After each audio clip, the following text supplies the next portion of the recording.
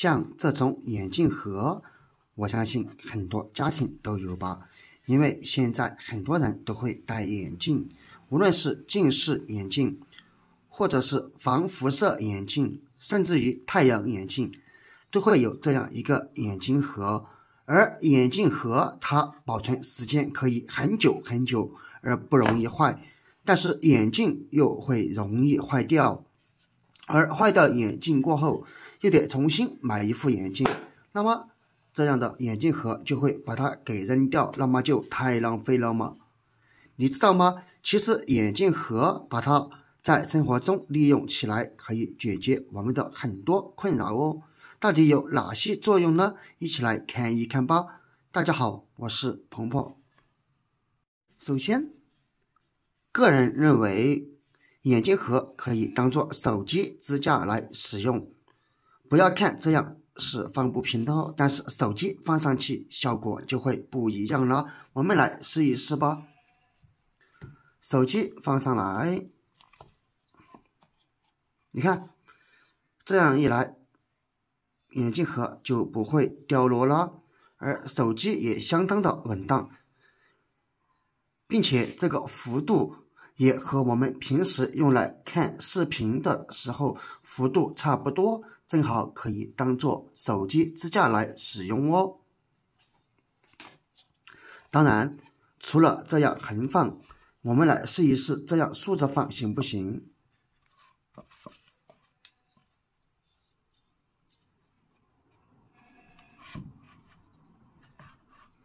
好像豎着放不行，只能这樣。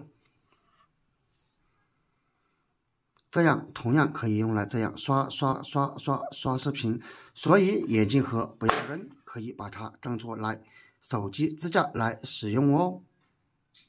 第二，我們可以看見這個盒子它特別的結實，而且裡面空間也不小，我們可以用它來存儲東西，比如說存儲一些我們平時不用的首飾啊。當然，如果你有很多的硬幣，也可以給它存放在裡面。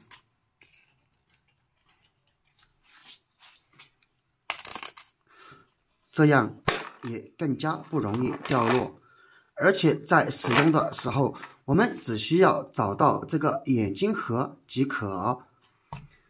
也不用擔心我們存放的這些硬幣啊、首飾啊，以及其他細小的東西掉落，並且也相對比較安全，所以我們可以把它當做一個存儲這些小東西、小首飾的儲物盒來使用哦。第三，像家裡面的這些針線，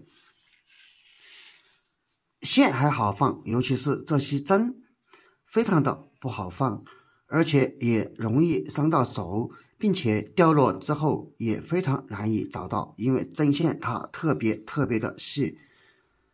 然而，如果家裡有小孩子的這些針線，我們一定要給它放好，如果放置不好，那麼是相當的危險。而這時候家裡面沒有針線盒怎麼辦呢？我們就可以找出家裡面的這個眼鏡盒，然後將線團放在裡面。當然，針不建議直接放在裡面，因為不好找，而且也容易掉落。那麼我們只需要把它關上。接下來找出一塊這樣的泡沫之類的，我相信這種泡沫隨隨便便都能找到吧。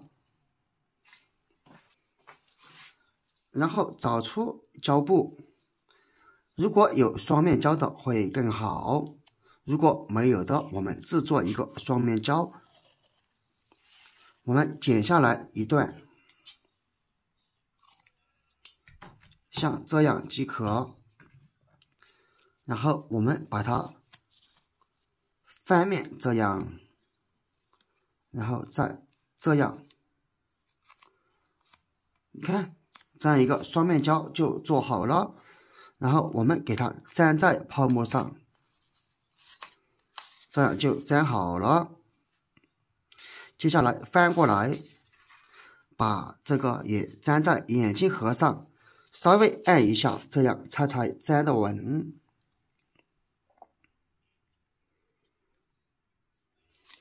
像這樣即可。接下来我們只需要把這些針一根一根的插在上面。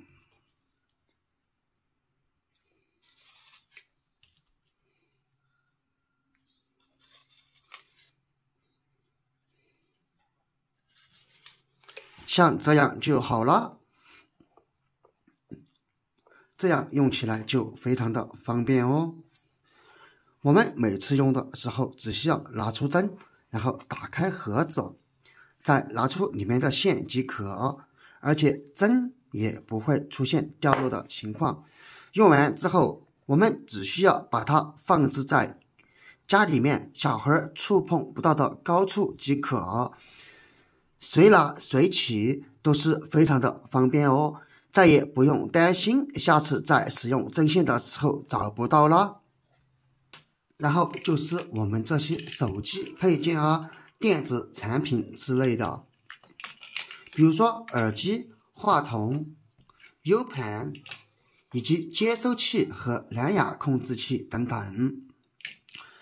而如果我們長期不使用的話，那麼在一段時間過後，如果處於潮濕環境下，那麼可能會影響它這些的性能、功能等等。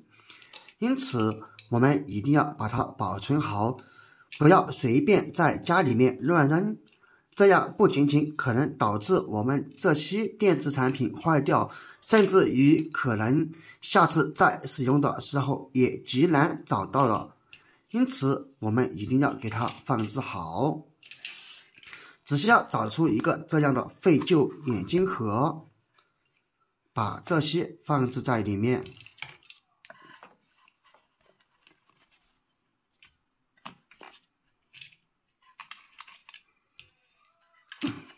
然後關起来，這樣把它放在抽屉裡面就好了。朋友們沒有想到吧？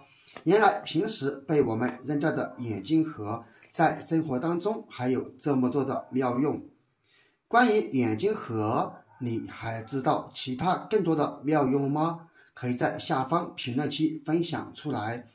看完之後，你也趕緊把家中的眼鏡盒找出來試一試吧，以後千萬不要再扔掉了。好了，今天的視頻我們就分享到這裡了，點關注不迷路。這裡是鹏鹏，我們下期不見不散哦，拜拜。